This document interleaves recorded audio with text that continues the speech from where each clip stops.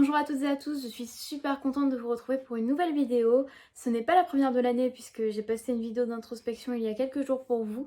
Et aujourd'hui je vais vous parler de mes meilleures lectures de l'année 2020. J'avais initialement prévu de vous poster cette vidéo justement à la fin de l'année 2020, mais puisque j'ai terminé l'année avec de très bonnes lectures, je voulais vraiment attendre d'avoir terminé de lire notamment Pauline de Dumas pour savoir si j'allais ajouter ce roman à cette liste. Et ce n'est pas le cas, mais au moins voilà, j'ai bien vérifié et j'ai bien attendu pour être sûre de ne pas en louper un. En 2020, j'ai lu 46 livres. Depuis 2 ans, je me mets l'objectif d'en lire 50 et l'année dernière, j'avais fait un peu moins encore, je pense que j'étais à 42 ou à 43. Mais cette année, et vous le verrez dans une prochaine vidéo, j'ai vraiment beaucoup d'espoir pour atteindre ces 50 lectures. Et donc aujourd'hui, je vais vous présenter 7 livres qui ont vraiment marqué cette année pour moi. J'en avais oublié un dans ma bibliothèque, celui-là, vous l'avez déjà vu sur ma chaîne. En début d'année, j'ai lu The White Princess de Philippa Gregory. Alors, Philippa Gregory et moi, c'est une grande histoire qui dure depuis quelques années déjà. En fait, il y a quelques années, j'ai découvert la série The White Queen, qui était sur Stars à l'époque, une chaîne britannique, qui parlait de la guerre des deux roses. Donc c'est une mini-série en 10 épisodes. Et j'avais découvert ça, je ne sais plus trop comment, je pense à travers l'acteur principal Max Irons, si je ne dis pas n'importe quoi, je pense que c'était à travers lui. J'ai vraiment adoré du début à la fin suivre les aventures des personnages et ça m'a fait m'intéresser d'autant plus à cette partie de l'histoire que je ne connaissais pas du tout, donc ça correspond à la fin du Moyen-Âge anglais. Et donc de cette passion pour cette série est née ma passion pour la guerre des deux roses et l'histoire d'Angleterre en général, qui m'a fait acheter les romans de Philippa Gregory, qui est l'autrice initiale de The White Queen. Même si la première saison reprend 3 de ses livres du coup. Et donc j'en ai lu quelques-uns quand même, je dois être à mon 5e ou à mon 6e Philippa Gregory, je les lis dans l'ordre historique, donc chronologique. The White Princess, c'est l'histoire de la fille du personnage de The White Queen. Donc en gros, pour faire simple, c'est de la fiction historique. C'est l'histoire d'une guerre entre deux familles rivales et cousines pour le trône d'Angleterre. Et donc dans ces fictions, il y a énormément de rebondissements, énormément de lieux. Il n'y a pas tant de personnages que ça, mais comme certains ont les mêmes prénoms, c'est parfois un peu compliqué de s'y retrouver. C'est pour ça que moi, je me basais vraiment sur leurs titres que j'ai connus grâce à la série. Et à chaque fois que je lis un roman de Philippa Gregory, je passe un très très bon moment. Comme c'est de l'anglais, je mets un peu de temps à les lire, mais c'est vraiment addictif pour moi. C'est vraiment, voilà, quand je ne sais pas quoi lire et que j'ai envie de me plonger vraiment dans une histoire, je me plonge du coup dans un Philippa Gregory. Et The White Princess, je pense que c'est l'un de mes préférés. Je ne saurais pas trop dire pourquoi. Cette suite a été adaptée aussi en série, même si j'ai beaucoup moins aimé cette deuxième saison parce qu'en plus tous les acteurs ont changé et déjà qu'on reproche souvent à Philippa Gregory de trop s'éloigner de la réalité historique, je trouve que la série a pris vraiment encore plus de liberté pour créer une histoire d'amour qui n'était pas du tout présente dans la vraie vie et qui surtout était beaucoup plus problématique que ce qui est montré à l'écran. Et c'est ce qui est expliqué dans ce livre. Malheureusement, j'étais très surprise en le découvrant puisque j'ai découvert toutes les différences avec la série. Et en fait, là, encore une fois, je suis juste plongée à chaque fois que je lis un livre de cette autrice parce que la plume est très fluide, l'histoire est captivante et de plus, j'ai cet intérêt que j'ai eu grâce à la série. Donc tout de suite, évidemment, je connais l'histoire, je connais les personnages, donc c'est toujours plus facile pour moi de m'y plonger. Et je ne saurais pas vraiment vous dire pourquoi celui-ci a été un gros coup de cœur et pas forcément d'autres. Puisque par exemple ma série préférée de tout ce qui a été adapté de ces romans c'est The White Queen, mais The White Queen n'était pas du tout mon roman préféré. Donc voilà, je ne saurais pas trop vous en dire plus pour celui-là. Simplement je trouve que quand on lit un livre de Philippa Gregory, donc l'histoire est racontée par le personnage central à la première personne, et en fait ça crée une forme de proximité avec cette personne qui a pourtant vécu il y a 600 ans. Et c'est ce qui m'a toujours vraiment captivée avec ces romans, c'est que on arrive vraiment à se mettre à la place de ces personnages, de ces héroïnes, puisqu'à chaque fois Philippa Gregory se base sur l'histoire d'une femme. Et j'aime beaucoup cette proximité en fait qu'on entretient avec un personnage historique, c'est vraiment, je trouve, très intéressant. Donc voilà, The White Princess c'était l'une de mes très bonnes lectures de cette année, et du coup j'ai bien démarré l'année puisqu'il me semble que je l'ai lu en janvier, si je ne me trompe pas. Ensuite, je vais vous parler du troisième tome d'une saga que j'ai commencé il y a quelques années. Il s'agit de Destin de sang d'Erika Johansen. Alors, je ne sais pas quel est le titre initial parce que là, ils ont été réédités chez le livre de poche. Mais je crois que c'est la trilogie du Tearling, si je ne dis pas n'importe quoi. Ce serait très difficile encore une fois, et je m'en veux parce que vraiment j'aurais pu un peu mieux travailler cette vidéo, mais de vous parler de cette histoire car en fait c'est très confus pour moi. Entre le premier tome et ce troisième tome, il y a un monde et je pense que si vous connaissez cette série, vous comprendrez de quoi je veux parler. En fait, en me lançant dans cette série, j'ai découvert un univers fantasy alors que je ne lis pas beaucoup de fantasy qui était finalement assez médiéval, donc il y avait évidemment de la magie et des créatures un peu fantastiques, mais voilà, c'était un univers qui semblait quand même appartenir à une époque révolue. À mesure qu'on avance dans cette série, on se rend compte qu'il y a plusieurs temporalités et que surtout cette idée d'espace-temps a une très très grande importance. Et je pense que c'est pour ça que ce troisième tome et en général je dirais cette série m'a vraiment époustouflée. C'est que je ne m'attendais pas du tout à cette suite. Je peux pas vraiment vous parler du troisième tome sans vous spoiler, du coup simplement c'est l'histoire d'une jeune fille qui a été élevée un peu isolée du monde par deux personnes qui ne sont pas ses parents. Et un jour elle va être emmenée à la cour du roi puisqu'elle va apprendre qu'elle était en fait la fille de l'ancienne reine. Je sais que c'est une histoire qui semble un peu basique quand on parle de fantasy, mais là vraiment j'étais captivée par cette série. Je pense que mon seul problème avec cette série c'est que j'ai mis à chaque fois un peu de temps à lire les tomes et comme ils sont très riches en rebondissements, je devais toujours me rappeler de ce qui s'était passé avant, c'était un peu compliqué et surtout quand j'ai lu ce tome là au départ j'ai un peu ramé j'avoue. Et pourtant, mais celui-là je pense que c'est vraiment un coup de cœur alors que d'habitude je mets jamais la suite de série en coup de cœur parce que comme je vous l'ai dit plus tôt, on ne peut pas du tout imaginer une seule seconde cette suite, cette fin. En fait je pense que quelqu'un qui n'a pas lu la série pourrait lire le début du premier tome et lire la fin de ce dernier tome et juste ne même pas savoir que ces deux histoires appartiennent à la même saga. J'étais vraiment bouleversée par ce livre. Donc là ça remonte un petit peu puisque c'était déjà il y a quelques mois et j'ai tendance à oublier assez rapidement les livres que je lis et ça c'est vraiment trop triste et j'aimerais vraiment entraîner ma mémoire un petit peu là-dessus parce que malgré tout je sais que j'ai adoré découvrir cette histoire. Mais voilà, s'il y a une saga de fantasy que je vous conseille, même si vous n'êtes pas du tout intéressé par la fantasy de base, parce que moi c'est pas du tout mon cas, je n'ai pratiquement jamais lu de fantasy pure et dure, je vous conseille vraiment la trilogie du Tearling et je pense que si je la relis cette année, et j'espère le relire cette année, je vous ferai une vidéo un peu plus détaillée parce que cette saga m'a trop marquée pour que je puisse seulement la décrire comme ça, de façon assez floue. Ici Mathilde au montage en pyjama qui a envie de se foutre des claques parce que je n'ai vraiment pas très bien décrit ces deux premiers livres. Mais en tout cas pour la trilogie du Tearling, je voulais juste rajouter que ce qui a été un point vraiment positif dans ma lecture de cette saga, c'est aussi la construction du monde dans lequel les personnages vivent et les personnages évoluent. C'est encore une fois un livre qui a une forte ambiance et les descriptions de lieux ne sont pas comme dans tous ces clichés de la fantasy, si vous êtes comme moi et que vous ne lisez pas beaucoup de fantasy, hyper détaillées, vraiment parfois inutiles. Là c'était vraiment facile pour moi d'imaginer ce monde dans lequel les personnages évoluaient, etc. Et en parlant des personnages, je les ai aussi trouvés très intéressants. Que ce soit par exemple l'héroïne principale qui a une évolution très intéressante puisqu'elle va passer par des moments difficiles et des moments où sa personnalité va changer et prendre, on va dire, un axe qu'on ne pensait pas au départ. C'est un personnage qui est au départ un peu doux, un peu craintif, un peu naïf, qui va goûter à l'amertume, à la colère, au désir. C'est vraiment des émotions qu'on ne lui attribuait pas en fait au départ et je trouve ça très intéressant parce que pour une fois qu'on a une héroïne qui est adolescente ou qui sort de l'adolescence, qui passe vraiment par des étapes de personnalité qu'on retrouve dans la vraie vie, ça c'était vraiment très bénéfique, mais également d'autres personnages, que ce soit la garde rapprochée de cette jeune fille ou même les antagonistes qui sont très bien travaillés et pour lesquels on a des allers-retours dans le passé. Vraiment, j'ai trouvé ça très bien. En plus de ça, le livre est construit avec à chaque début de chapitre des petites phrases qui sont tirées de l'histoire du Tearling, de la biographie, de machin chouette, etc. Et en fait, on suit vraiment cette histoire, ce personnage principal et dans le deuxième tome, un autre personnage, comme si c'était un livre d'histoire en fait de ce qui s'est passé.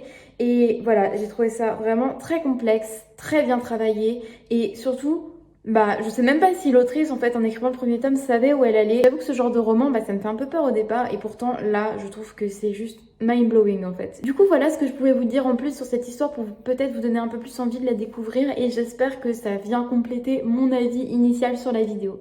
Je repars au montage. Ensuite, on arrive sur des livres que j'ai lus pendant le confinement et à la fin du confinement. Du coup, je ne sais plus trop lesquels j'ai lus, dans quel ordre, etc. Mais je vais quand même réussir à vous parler de ces coups de cœur. Donc d'abord, je pense que si vous suivez un peu l'actualité littéraire sur internet, vous devez avoir vu passer ce titre il y a quelques années déjà. J'ai eu un gros coup de cœur cette année pour Changer l'eau des fleurs de Valérie Perrin. Alors, je ne savais pas du tout si je voulais le mettre en fait dans cette vidéo puisque je me suis posé la question quand même après l'avoir lu et pendant ma lecture même parce que c'est vrai que j'ai mis un peu de temps à démarrer et pourtant, malgré tout, je me suis prise une vraie claque en fait avec ce roman. Changer l'eau des fleurs, c'est l'histoire de Violette Toussaint qui est garde cimetière et qui vit donc dans une petite maison à côté de son cimetière et en fait, au départ, on voit un peu la fresque de sa vie avec les personnages qui l'entourent, tous assez atypiques. Que ce soit des fossoyeurs, des gens qui travaillent dans le funérarium de sa ville ou le prêtre. Et on va découvrir petit à petit ce qui a amené Violette Toussaint à atterrir ici en fait, à avoir cette vie si étrange de garde cimetière. Et en même temps, on va suivre sa rencontre avec un homme qui va débarquer dans son cimetière par rapport à l'enterrement de sa mère. Et pareil, il y a deux temporalités dans ce livre qui permettent vraiment de découvrir encore plus l'histoire de Violette et l'histoire de cet homme. Et comment vous dire en fait, ça a été vraiment une grosse claque et je pleure très rarement en lisant un livre, mais là j'avoue qu'à la fin je ne pouvais plus m'arrêter de pleurer. C'est une histoire très touchante, une histoire très dure aussi, vraiment, qui touche beaucoup au deuil. Et je pense que Valérie Perrin a un énorme talent pour décrire les personnages et pour complexifier un peu les personnages. C'est vraiment ce qui m'a le plus frappé dans cette lecture. L'histoire est incroyable, mais l'histoire ne serait rien sans ces personnages et c'est vraiment les personnages qui sont au cœur de tout. J'ai un peu suivi ça sur internet et j'ai vu que ce roman a été apprécié par des personnes très différentes, avec des goûts vraiment très différents et pour moi aussi en fait ça a été une vraie surprise parce que je lis peu de contemporains. Je lis quand même relativement assez peu de livres qui se passent à notre époque et Changer l'eau des fleurs, mais vraiment, waouh, quand je repense à toute cette histoire et à tous les événements qui se passent dans ce livre qui sont vraiment parfois horribles, j'ai juste envie de pleurer et en même temps non, parce que ce livre c'est vraiment une ode à la vie. Et il y a aussi beaucoup de moments drôles, touchants, donc c'est pas juste de la tristesse pendant 600 pages, je vous rassure. Donc Changer l'eau des fleurs, un vrai coup de cœur que je recommande à beaucoup parce qu'il peut vraiment plaire à énormément de personnes. Et ce livre, c'est pas seulement juste dire de faire pleurer dans les chaumières en fait, c'est vraiment très touchant et pas lourd. On n'est pas dans le pathos en fait, et encore un élément qui m'a beaucoup plu dans cette lecture. Ensuite, je vais vous parler de deux livres en même temps, puisque j'ai d'abord lu La cloche de détresse de Sylvia Plath, donc je l'ai lu en anglais dans cette très jolie édition. Et j'ai également lu à peu près en même temps Mourir pour vivre, donc une biographie de Sylvia Plath par Patricia Gaudy. Alors Sylvia Plath, mon histoire avec cette poétesse. Je ne sais plus du tout où elle commence, mais en tout cas je sais qu'elle a commencé il y a 2 ans environ. J'ai découvert cette poétesse un peu par hasard en discutant avec ma mère qui était prof de littérature anglaise et d'anglais. Et en fait j'ai été très touchée par la vie tristement célèbre de cette poétesse, donc j'ai pas envie d'en reparler maintenant parce que j'ai pas envie de la réduire simplement à ce pourquoi elle est célèbre. Donc si ce personnage vous intéresse, je vous conseille d'aller sur Wikipédia ou de faire vos recherches de votre côté parce que vraiment, je trouve que c'est une femme qui avait un grand talent et qui est malheureusement trop réduite à l'image un peu glamourisée qu'on lui donne aujourd'hui. Donc Sylvia Plath a écrit ce roman partiellement autobiographique sur une période qu'elle a vécue, l'été de ses 19 ans il me semble, où elle a subi une grosse dépression qui l'a emmenée jusqu'à un hôpital psychiatrique. Et donc l'histoire de ce livre revient vraiment sur la façon dont elle a plongé dans cette dépression. C'est aussi une fresque de la vie new-yorkaise à l'époque, donc dans les années 50, et sur les rêves un peu perdus de sa jeunesse. C'est aussi un témoignage sur la façon dont la santé mentale était considérée à l'époque et comment ça se passait globalement dans les hôpitaux psychiatriques à l'époque. Et voilà, ce témoignage m'a énormément touchée. Vraiment, je me suis sentie investie dans ma lecture. En fait, sans avoir vécu ce qu'a vécu Esther Greenwood, le personnage de ce livre, je me suis retrouvée dans beaucoup de ces passages qu'elle décrivait et j'ai trouvé qu'elle décrivait avec une justesse vraiment incroyable ces moments de la toute fin de l'adolescence, cette rentrée dans la vie d'adulte et ces questionnements profonds sur la vie qu'elle a pu se poser à un moment, ses déceptions et vraiment j'ai eu l'impression de parler à une amie en fait. C'est un livre qui reste assez dur, le ton est parfois un peu acerbe, il y a aussi un peu d'humour, de l'ironie dans ce livre. Mais voilà, j'ai été vraiment énormément touchée et aujourd'hui je peux le dire, c'est vraiment l'un de mes romans préférés. C'est aussi très poétique puisque j'aime beaucoup la plume de l'autrice. Je la connaissais seulement à travers ses poèmes et là la découvrir sous forme de récit, ça m'a vraiment juste trop plu. Donc voilà, ça a renforcé mon amour pour Sylvia Plath et donc en parallèle j'ai lu cette biographie que j'ai trouvée incroyable et très complète. Je lis très rarement de biographie, en fait je pense même que c'est la première biographie que j'ai lue de ma vie. Et là on suit toute la vie de Sylvia Plath, de sa naissance à sa mort prématurée, en passant justement par l'événement traumatique de son enfance qui a un peu marqué toute sa poésie ensuite, qui est le décès prématuré de son père. En fait, si on m'avait dit il y a 1 an que je finirais par mettre une biographie dans ma liste de mes meilleures lectures de l'année, j'aurais pas pu y croire. Mais malgré tout, j'ai trouvé cette biographie vraiment captivante. Et si vous vous posez des questions sur ce personnage, si la vie de Sylvia Plath vous intéresse, je ne peux que vous le recommander. Je ne sais pas s'il en existe beaucoup, du moins francophones, et je pense vraiment que je suis tombée tout de suite sur la meilleure biographie, du moins celle qui était la plus faite pour moi. Je ne saurais pas vraiment comment vous décrire une biographie en vidéo, j'avoue que c'est la première fois que je fais ça. Mais ce que j'ai particulièrement aimé dans ce livre, c'est que l'autrice faisait beaucoup de liens avec justement les événements de la vie de Sylvia Plath et les vers de certains poèmes qu'elle reprenait afin de donner du contexte. Et je trouve que ça c'est vraiment très intéressant. Peut-être que c'est le cas dans toutes les biographies de poètes, hein, je me rends pas compte, mais Mais j'ai trouvé ça très intéressant parce que comme je lis la poésie de Sylvia Plath souvent en anglais, j'ai parfois déjà du mal au niveau de la compréhension parce que je dois les relire plusieurs fois. Et en soi c'est quelque chose que j'aime beaucoup, mais du coup pour comprendre vraiment le contexte derrière c'est parfois assez dur, surtout qu'elle a des poèmes très énigmatiques. Et donc voilà, j'ai beaucoup aimé cette biographie qui est en elle-même très bien écrite, très poétique. Et encore une fois vraiment si vous vous intéressez à Sylvia Plath, je ne peux que vous la recommander. Vers la fin du confinement et même après le confinement en fait je pense, j'ai lu Rebecca de Daphné du Maurier. Encore une fois c'est une lecture que j'ai fait en anglais. Donc finalement je me rends compte seulement maintenant que les livres qui m'ont marqué cette année sont vraiment à moitié anglophone. Rebecca, j'ai découvert cette histoire déjà au travers du film d'Hitchcock, donc que j'ai regardé seulement partiellement il y a quelques années. Je m'étais arrêtée à peu près au milieu, donc je n'ai pas pu vraiment connaître le vrai mystère qui se cachait derrière cette histoire, puisqu'effectivement c'est un mystère. C'est un peu comme la biographie, c'est vraiment l'une des premières fois que je lis un roman sombre, un roman, oui voilà, de mystère policier presque, et j'ai vraiment adoré ma lecture, vraiment. Encore une fois, je pense qu'avec La Cloche de détresse, Rebecca est l'une de mes meilleures lectures, pas de l'année, juste l'une de mes meilleures lectures tout court. Rebecca, c'est l'histoire d'une héroïne dont on ne connaît pas le nom qui va faire la rencontre d'un héritier plus vieux qu'elle, mais quand même relativement jeune, hein, pas 60 ans. Un homme très mystérieux, mais très célèbre, donc Max de Winter, qui va lui proposer de l'épouser. Elle va donc devenir la nouvelle Mrs. de Winter et gagner Manderley, qui est la maison de cet héritier. Et elle va très vite se rendre compte qu'autour d'elle, que ce soit la gouvernante ou la famille de Max, les gens agissent très bizarrement. En effet, la précédente épouse de son mari, Rebecca, est morte dans des circonstances très étranges et petit à petit, elle va vraiment s'immiscer dans ce mystère un peu malgré elle. Et au fil des pages, on va se rendre compte que le mystère n'est pas du tout celui qu'on croit.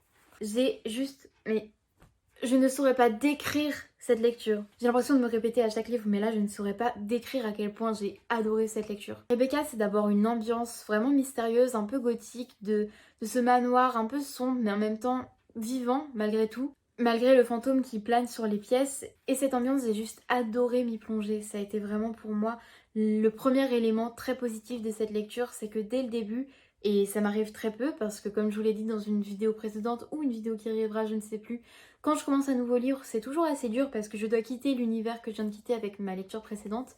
Et là, tout de suite, dès la première page, dès la première phrase qui est mythique, j'ai réussi à rentrer totalement dans cette histoire. J'ai beaucoup aimé le personnage principal, l'héroïne sans nom. Malgré sa naïveté et malgré sa jalousie presque maladive pour ce fantôme, pour cette Rebecca qu'elle n'a jamais connue. J'ai beaucoup aimé Max de Winter également. Je trouve le personnage de la gouvernante qui a beau être un personnage très sombre et assez antipathique, très très bien construit et très intéressant. Et voilà, en fait, Rebecca, c'est vraiment une fresque de personnages plus intéressants les uns que les autres, qui mènent l'histoire de façon si fluide et en même temps, c'est difficile de se douter de ce qui s'est passé. Moi, vraiment, ce que j'aime pas trop dans ce genre d'histoire, c'est qu'à chaque fois, j'ai trop peur de découvrir le mystère avant et donc d'être un peu déçue. Ça a été le cas cette année, je crois, avec Un manoir en Cornouailles, donc je ne sais plus qui est l'auteur, je vous mettrai ça en barre d'infos. J'ai été un peu déçue parce que je passais un bon moment, mais j'ai découvert tout le mystère un peu à l'avance et donc forcément, bah, ça gâche un peu tout. Mais là, pour Rebecca, je ne me doutais absolument pas de ce qui pouvait se passer. Encore une fois, quand j'ai regardé le film, je m'étais arrêtée un peu plus tôt, donc vraiment, du début à la fin, j'ai été juste captivée par cette lecture et je me rappelle que j'ai fait quelque chose que je ne faisais il y a quelques années mais que je n'ai pas fait depuis longtemps, donc c'est commencer ma lecture là le soir avant de me coucher à 22h, m'endormir à 4h du matin pour finir le livre, vraiment lire pendant 6 heures d'affilée parce que je passais un moment vraiment très très bon. Si vous aimez les mystères ou si vous avez envie un petit peu de découvrir ce genre d'histoire, je ne peux que vous conseiller Rebecca, que vous le lisiez en français ou en anglais, ça a peu d'importance. Et je rajouterai juste un mot sur le style de Daphné du Maurier puisque j'ai trouvé qu'encore une fois je me répète un peu par rapport au début mais elle décrit des ambiances tellement bien. Et enfin, je ne pouvais pas terminer cette vidéo sans vous parler de Médée de Christa Wolf. Je vous en ai parlé dans mes 2 vidéos précédentes. Médée, que dire de Médée? Je me répète un petit peu, mais Médée, si vous n'avez pas vu les vidéos précédentes, c'est mon mythe préféré. Médée, c'est une femme infanticide qui a tué ses 2 enfants après la trahison de Jason, qui a décidé de se marier à une autre femme. C'est également une sorcière qui, afin d'aider Jason, a dû trahir sa famille et commettre des crimes atroces au nom de l'amour qu'elle portait à son mari. Et donc c'est un mythe qui a fait l'objet de très très nombreuses réécritures depuis l'Antiquité. J'ai découvert ce mythe grâce au lycée puisque ça faisait partie de mes lectures analytiques pendant mon bac de français. Feu les premières L, hein, avant la réforme. Et cette version, je ne la connaissais pas du tout. Je l'ai trouvée à Giberjeune quand j'étais à Paris en début de mois. Et vraiment, Waouh! Ici c'est un roman et pas une pièce de théâtre comme de nombreuses versions que j'ai pu lire et Christa Wolf a pris le parti d'une autre histoire pour m'aider. C'est un roman à plusieurs voix puisqu'on suit vraiment, je crois, 6 personnages en tout qui nous racontent l'histoire de Médée à tour de rôle. Certains ont seulement un chapitre, d'autres 2 ou 3. Médée ayant quand même une grande part de parole dans ce livre, mais vraiment c'était très intéressant de voir d'autres personnages que je ne connais pas et qui je pense ont été parfois créés par l'autrice ou du moins ont été pris d'autres mythes et incorporés dans celui-ci, je ne sais pas trop. Je ne peux pas vous dire vraiment ce qui change puisque je n'ai pas envie de vous spoiler la fin, mais tout ce que je peux dire c'est que Médée dans cette histoire n'est pas la folle à laquelle on l'associe beaucoup dans certaines versions, même si dans d'autres versions, je pense notamment à celle d'Anouilh, on lui donne de nombreuses circonstances atténuantes et également une force de caractère et une figure de l'absolu qui n'excuse pas mais qui explique son comportement et son infanticide. Ici, on parle vraiment d'une femme étrangère qui arrive sur une terre qu'elle ne connaît pas, dans un monde qui favorise généralement les hommes, puisque Jason va être mieux accueilli qu'elle, et qui va être trahie par les gens autour d'elle, qui va être vue comme une pestiférée, qui est une femme qu'on va accuser de tous les maux qu'elle n'a pas commis. Et j'ai trouvé ça absolument époustouflant parce que déjà l'écriture est incroyablement belle, incroyablement riche. Comme je vous l'ai dit, il y a 6 voix différentes dans ce livre et à chaque fois qu'on suit le point de vue d'un autre personnage, le style de l'autrice change totalement, vraiment ça n'a rien à voir et malgré tout c'est toujours très beau. Et en fait surtout, j'ai seulement compris ça à mi-chemin, mais si Christa Wolf a décidé de réécrire Médée de cette façon et a décidé d'aborder des thèmes comme la politique, comme la société, comme la façon dont sont vus les étrangers, c'est par rapport à l'histoire de l'Allemagne au XXe siècle. Donc voilà, vraiment, ça m'a fait une explosion dans ma tête quand j'ai compris ça parce que je lisais, je trouvais ça vraiment captivant, je découvrais Médée sous un nouveau jour et bah c'est toujours bon à prendre puisque j'adore ce mythe. Et quand j'ai compris ça, mais vraiment, c'était mind-blowing en fait. Enfin vraiment, je saurais pas dire. Voilà, j'ai vraiment envie, là maintenant que j'ai un peu digéré cette lecture, de lire un peu des analyses sur internet par rapport à justement ce lien avec l'histoire de l'Allemagne, puisque bah, je trouve ça juste captivant. C'est vraiment une histoire extrêmement touchante et très importante aussi, parce que les thèmes abordés, encore une fois, sont importants, sont traités avec une grande justesse, et la plume de l'autrice rend vraiment tout ça super agréable parce qu'il n'y a pas de longueur dans ce livre, je l'ai vraiment dévoré. Donc Médée de Christa Wolf, je pense, restera l'une des lectures qui m'a le plus marqué ces dernières années même. Et voilà, je pense que ça m'a encore plus donné envie de découvrir d'autres versions, peut-être des moins célèbres. Donc j'ai acheté Médée Cali que j'avais partiellement étudié en première L également. Je pense que je lirai cette version prochainement. Médée Cali donc de Laurent Godet, j'ai oublié de préciser. C'est donc la fin de cette vidéo sur mes meilleures lectures de l'année 2020. J'espère qu'elle vous aura plu et qu'elle n'aura pas été trop longue puisque là je pense qu'il va y avoir beaucoup de coupes à faire. N'hésitez pas à me dire en commentaire quelles ont été vos meilleures lectures de l'année 2020, précisez ou non si vous le voulez, les raisons pour lesquelles vous avez aimé ces livres. Et moi je vous dis à très bientôt pour une prochaine vidéo.